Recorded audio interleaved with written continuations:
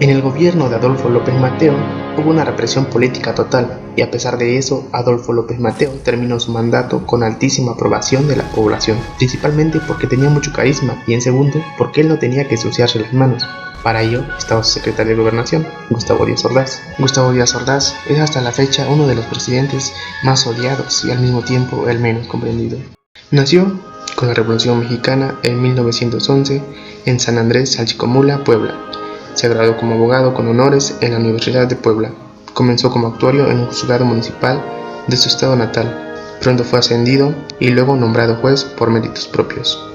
Obtuvo un sinfín de puestos en el gobierno hasta que ascendió y terminó siendo secretario de Gobernación en el mandato de Adolfo López Mateos. Ya como secretario de Gobernación, daba señales muy claras de lo duro que sería como presidente. Solía decir: al secretario de Gobernación no solo se le debe tener respeto, sino también miedo. Gobernó el país prácticamente 2 sexenios, el suyo y el de Adolfo López Mateos, quien como presidente pasó la mayor parte del tiempo en giras en el extranjero, en eventos sociales y en borracheras con mujeres. Díaz Ordaz, cuando era secretario de Gobernación, decía con orgullo: en esta oficina está el control político de México. Contrario a lo que muchos piensan, Gustavo Díaz Ordaz tenía un estupendo sentido del humor. Como candidato presidencial, tuvo una comida con reporteros de la prensa extranjera. Entonces uno de ellos le preguntó si era cierto que los poblanos eran de doble cara, a lo que el candidato respondió a tono de broma: ¿usted cree que si los poblanos tuviéramos 2 caras, yo me pondría la que traigo? Pero en la plaza pública y en los discursos presidenciales era extremadamente serio. Su amor a la patria era tal que tenía esta frase como tarjeta de presentación: por los hijos, la vida; por la patria, los hijos. Jamás fue un presidente muy querido por los mexicanos, principalmente por su aspecto físico. Era muy feo. Y eso, en un país racista, clasista y elitista, tiene mucho peso en la política. Basta con ver la televisión mexicana.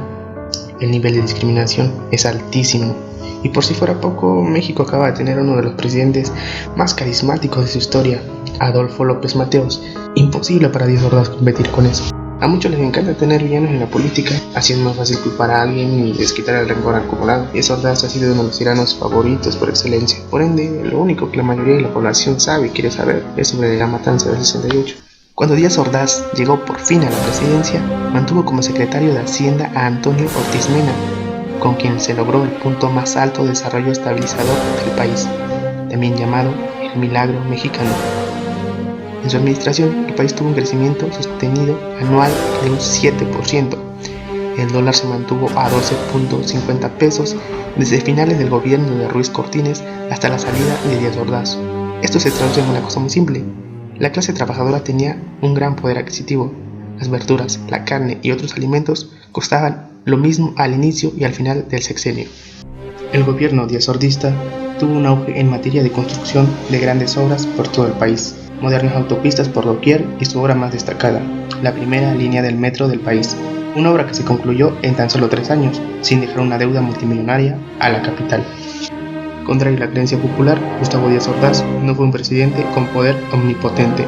De haber sido así, jamás habían crecido las movilizaciones estudiantiles del 68.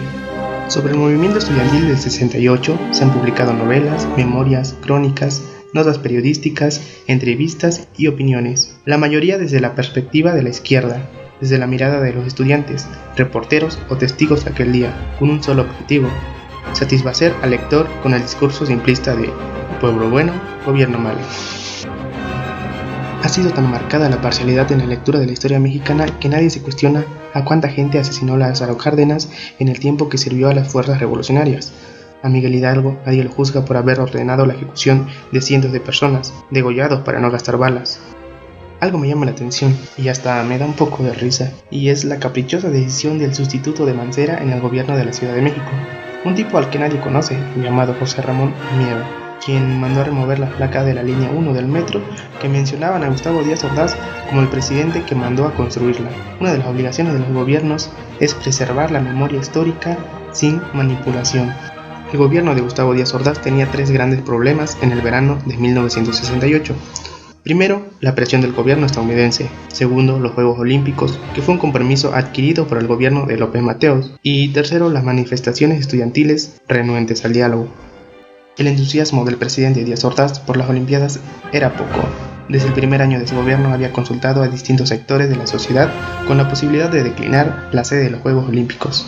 Se concluyó que al hacerlo podía perjudicarse gravemente nuestro crédito en los medios bancarios internacionales y deteriorarse nuestra economía interna. Hoy en día las redes sociales son una gran herramienta de comunicación, pero en septiembre de 1968 la única forma de llegar a la gente era por medio de desplegados en periódicos, volantes, mantas, anuncios en paredes y voluntarios, muchísimos voluntarios, cientos. Y todo esto costaba miles de pesos. Alguien tenía que financiar todo esto.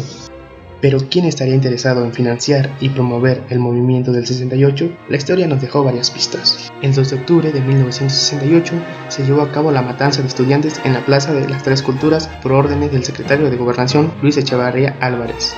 Documentos del director de Inteligencia e Investigación del Departamento de los Estados Unidos, Thomas L. Howes, desclasificados en 1998, confirman la manipulación de Luis Echevarría en el movimiento y su autoría en la matanza del 68. El 1 de septiembre de 1969, al rendir su quinto informe de gobierno, Gustavo Díaz Ordaz dijo: íntegramente la responsabilidad personal, ética, social, jurídica, política e histórica por las decisiones del gobierno en relación con los sucesos del año pasado.